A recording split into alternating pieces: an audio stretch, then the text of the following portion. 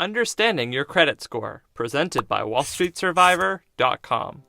A credit score is a simple 3-digit number that tells lenders how likely you are to repay a loan. Here are two friends, Leslie and Andy. Leslie and Andy are both 30 years old, living in the same city, working at the same place, and earning the same salary. Leslie is fiscally responsible. She puts a portion of her salary into a savings account every month, always pays her credit card bills on time, and has never missed a payment on the mortgage of her home or her student loans. Andy, on the other hand, is a fiscal mess. Andy lives beyond his means and is always pushing the limit on his credit card, and isn't afraid to miss a payment or two to buy the things he wants. Andy rents an apartment and hasn't even paid off his student loan yet. Now, if both Leslie and Andy came to a banker looking for a loan, which one do you think will get the better rate? Obviously, given their histories, Leslie is more likely to pay back the money she borrows on credit, on time. On the surface, however, Leslie and Andy look pretty similar. Same income, same job, same city. It's only when you dig a little deeper you can get to the good stuff. In order to save time, lenders invented the credit score that takes into account all of your financial history. Banks use your credit score when you apply for any loan, such as a mortgage, a business loan, a line of credit, or car and student loans. Scores typically range from 200 to 850. The higher your score, the better your credit is, and the better rates you'll get. The average score in the United States is around 711.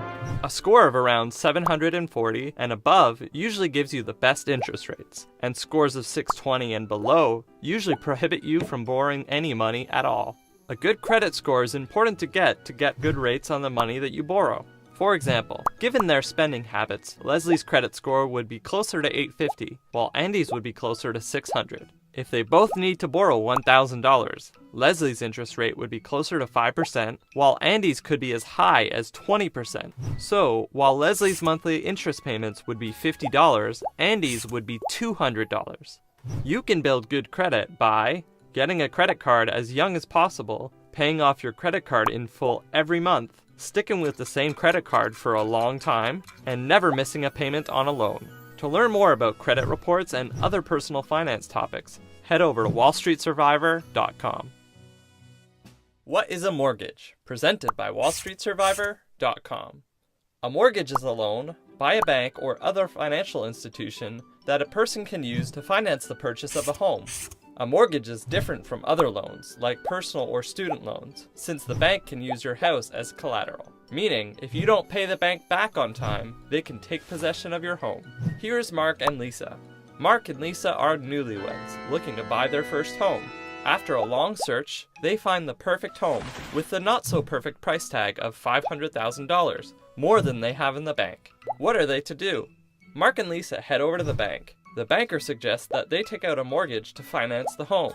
The banker asks them how much they are willing to put down as a down payment. The down payment is the amount that Mark and Lisa pay up front.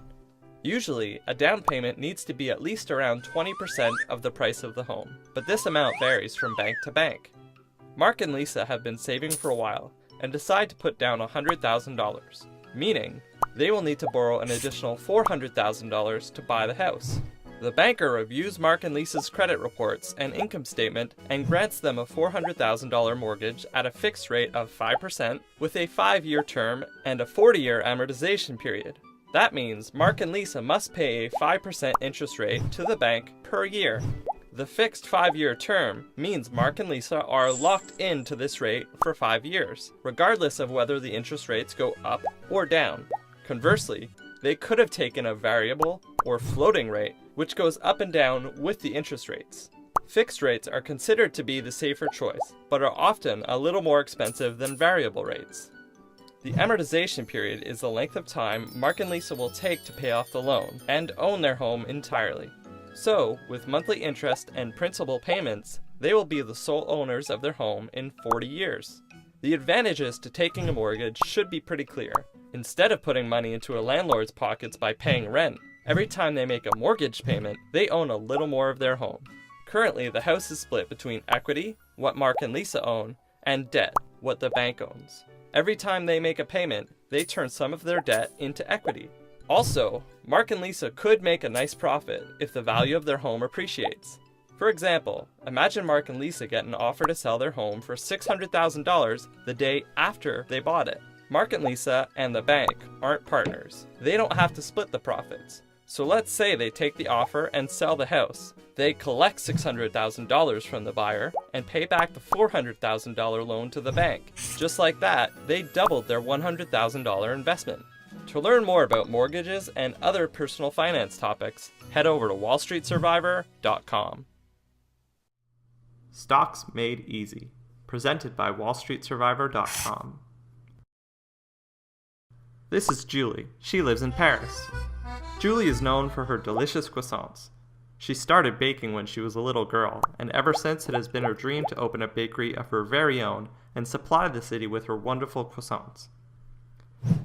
She figures that it will cost her $100,000 to start her business with all of the supplies, staff, and costs of starting a business. The problem is Julie only has $10,000 to put into her company. She definitely can't build her business properly on $10,000. What is Julie to do? Julie decides to issue stock to investors to help raise money. Stocks are pieces or shares of ownership of a company. Each share is worth a certain amount based on what the company is worth. Companies issue shares to investors in order to raise money. Because she is $90,000 short, Julie decides to get 9 of her friends to invest in the remaining balance. However, to do this, Julie must give up 90% of her company in shares. Now Julie and her friends each own 10% of her company. 5 years later, Julie's bakery is booming. She has turned her bakery into one of the biggest in Paris. Her company is now worth $1 million. Julie got the money she needed to create her business without acquiring additional risk or debt. Also, Julie and her 9 friends each turned their $10,000 investment into $100,000. Just like Julie's friends bought shares in her company, you can also buy shares of publicly traded companies like Apple or Walmart. If Apple has 100 shares and you bought 1 share, you would own 1% of Apple. To learn more about the stock market, sign up at wallstreetsurvivor.com and play the web's biggest fantasy stock market simulator. What is an IPO? Presented by wallstreetsurvivor.com. An initial public offering, or IPO, is the very first time a private company issues stock to the public. A company can decide to issue stock for a number of reasons, including to raise money for growth, or to allow employees, owners, and early investors to liquidate some of their shares and make money. To explain how an IPO works, let's look at Dave. Dave owns a chain of very successful food trucks in Chicago, but Dave sees a bigger future for his business and wants to expand his operation to other cities. To do so, he decides to issue shares to the public to raise the necessary cash he needs to build more trucks, inventory, marketing, and staff. Dave can't just issue stock himself to the public. He needs to use an investment bank. If the IPO is big enough, a company can use multiple investment banks. But since Dave's offering is small, he uses one, J.P. Stanley. Based on the value of Dave's company, Dave and J.P. Stanley determine the IPO price, the amount of shares they will use, and the percentage of ownership of Dave's food trucks they will give up. J.P. Stanley values Dave's food trucks at $100 million, and Dave decides to sell 10% of his company. 10% of $100 million means Dave will be raising $10 million. The investment bank decides they will be issuing $1 million in shares to the public at $10 apiece. The investment bank then lists the shares on a stock exchange for the public to buy. Investors can now buy shares of Dave's food truck. In the late 1990s, IPOs really took off as technology startups were issuing stock and raising a ton of money extremely quickly. This led to the internet bubble and subsequent collapse. You can buy publicly traded companies for free on wallstreetsurvivor.com. Is the stock market? Presented by wallstreetsurvivor.com. This is Jimmy. Jimmy is from Miami. Jimmy is a baseball fan and has a huge baseball card collection. Jimmy, the smart boy that he is, realizes that his card collection is very valuable, especially since his Derek Jeter card has skyrocketed in value. Jimmy wants to sell his cards to buy a new skateboard. Jimmy figures his best bet is to set up shop at the local flea market. which is a place where buyers and sellers meet to exchange goods. Buyers try to negotiate with sellers to get the best possible price, but often buyers and sellers meet somewhere in the middle. Mike, a huge sports fan, spots the Jeter card and asks little Jimmy what the price is. Jimmy responds that it's $100, and Mike says that he will give him $80. Jimmy suggests they meet in the middle and settle on $90. Mike agrees, and the transaction happens with both parties satisfied. A flea market is a lot like the stock market. But instead of people selling products like baseball cards and pottery, the stock market allows owners to sell their shares of companies for cash. The price of the shares depends on supply and demand.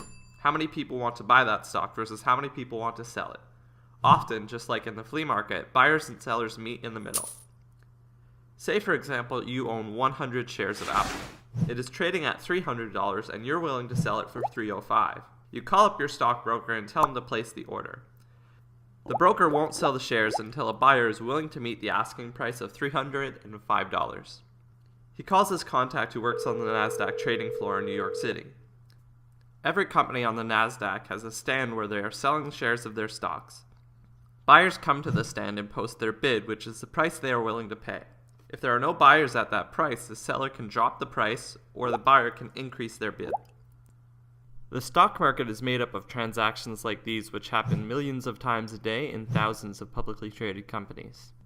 Today, most of these transactions happen electronically, but the concept is still the same. Just like Mike bought the Derek Jeter card from Jimmy at the flea market, you can buy stocks from publicly traded companies on the stock market. Are you interested in buying stocks? You can learn how risk-free on wallstreetsurvivor.com. What is a bond? Presented by wallstreetsurvivor.com. A bond is a contract where a company or government borrows money from a person for a period of time in return for interest payments. Think of it as a company or government taking out a loan directly from an individual. There are two kinds of bonds, coupon and zero coupon bonds. With coupon bonds, the lender lends a set amount to the borrower. The borrower will make periodic payments to the lender and then return the money to the lender at the end of the term.